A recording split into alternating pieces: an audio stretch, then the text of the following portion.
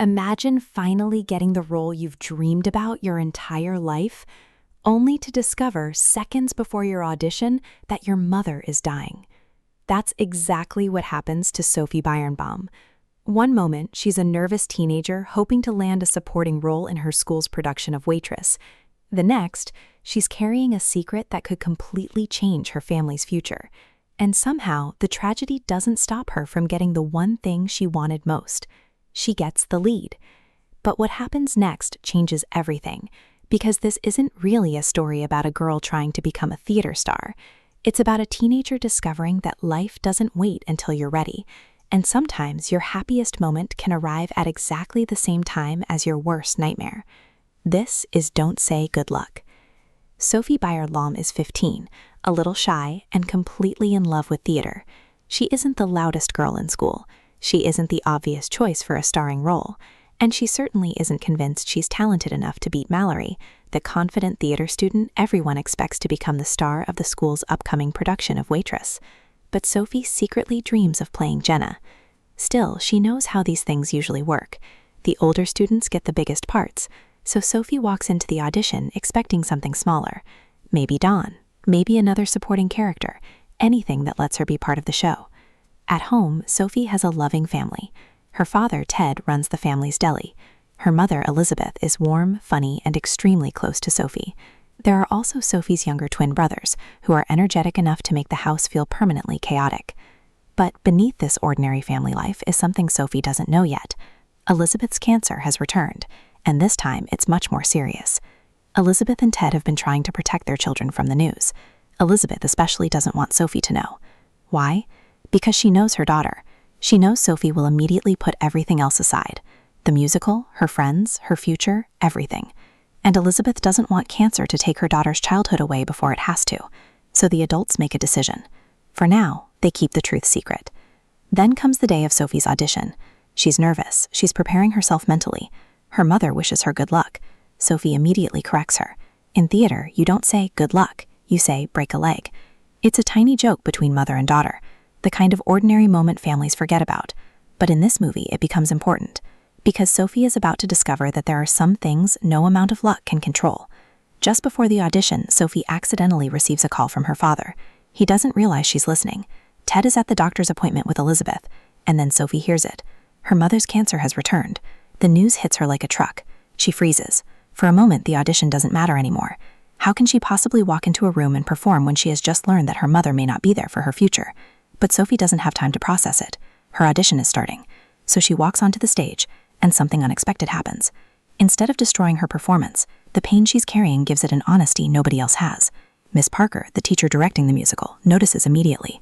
She sees something in Sophie that wasn't there before. Vulnerability, fear, emotion, something real. And when the casting is announced, Sophie gets Jenna, the lead, the role she never believed she could have, the role Mallory expected to get. Suddenly, Sophie's life should be perfect. She's the star of the school musical. She's going to perform Waitress. She's getting closer to Jack, the boy she already has a crush on. And everyone around her is congratulating her. But Sophie knows something they don't. Her mother is dying, and she has no idea how much time they have left. The cruelest part, Elizabeth is actually thrilled for her. She wants Sophie to perform. She wants her daughter to have this moment, even if she can't be there for all of it. And that decision becomes the emotional battle at the center of the movie, because Sophie wants to be a daughter, but she also wants to be a teenager.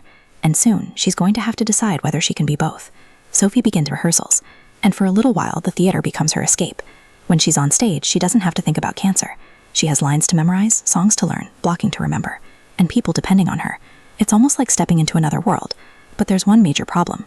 Her co-star is Jack, the handsome boy Sophie already likes, and now she has to perform romantic scenes with him, which means Sophie has to pretend to kiss her crush, while actually being terrified of kissing her crush. Their relationship is awkward in exactly the way you'd expect from teenagers. It's sweet, it's embarrassing, and occasionally hilarious. Jack isn't some perfect movie boyfriend either. He's still figuring himself out. Sophie is figuring herself out, and neither knows exactly what they're doing. Meanwhile, Sophie's friendship with Carolyn begins to change. Carolyn has been Sophie's closest friend, but she's entering a new stage of her own life. She's becoming interested in dating and discovering more about herself. For Sophie, that feels like abandonment, because Sophie needs her best friend more than ever. But Carolyn doesn't fully understand what Sophie is going through, and Sophie doesn't know how to explain it. That's the problem with grief. Sometimes you don't even know how to describe what hurts. At home, Elizabeth's condition begins getting worse, but she continues encouraging Sophie to rehearse. She doesn't want her daughter to spend every moment watching her get sick. Instead, Elizabeth tries to give Sophie normal moments. One of the sweetest examples comes when Sophie is struggling with the southern accent she needs with Jenna. Elizabeth turns it into a game. The two go out together and practice the accent.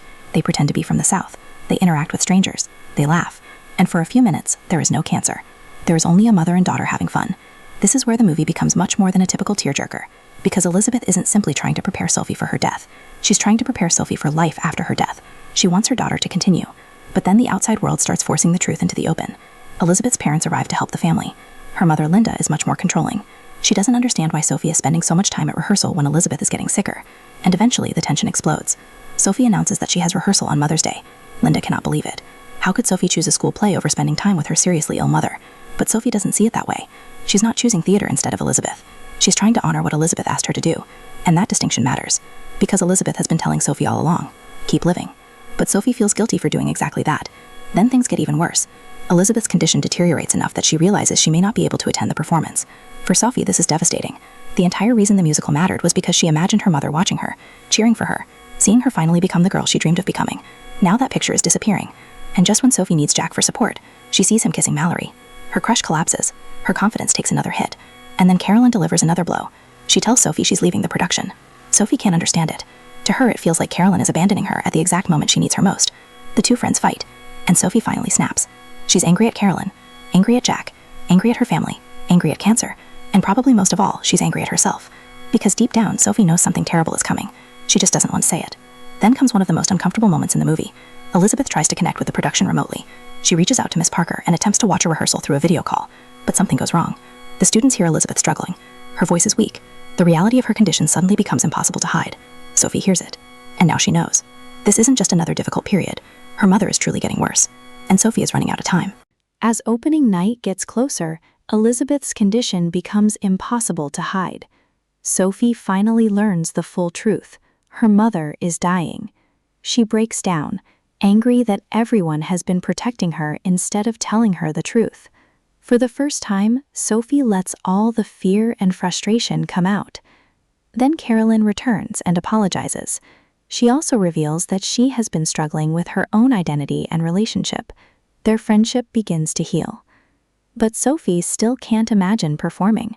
How can she stand on stage and sing while her mother is getting weaker at home? So at the last moment, Sophie decides to leave the musical and stay with Elizabeth. But Elizabeth refuses to let her give up. She reminds Sophie that cancer shouldn't steal her daughter's future too. With Elizabeth's encouragement, Sophie faces another fear, driving herself to the theater. And then the curtain rises. Sophie steps onto the stage as Jenna, but this time she's not just acting. Every emotion she's been hiding comes rushing out. And when she begins singing "She Used to Be Mine," the song suddenly means something completely different. She's no longer singing only for the character. She's singing about herself, her mother, her fear, and the childhood she's slowly being forced to leave behind.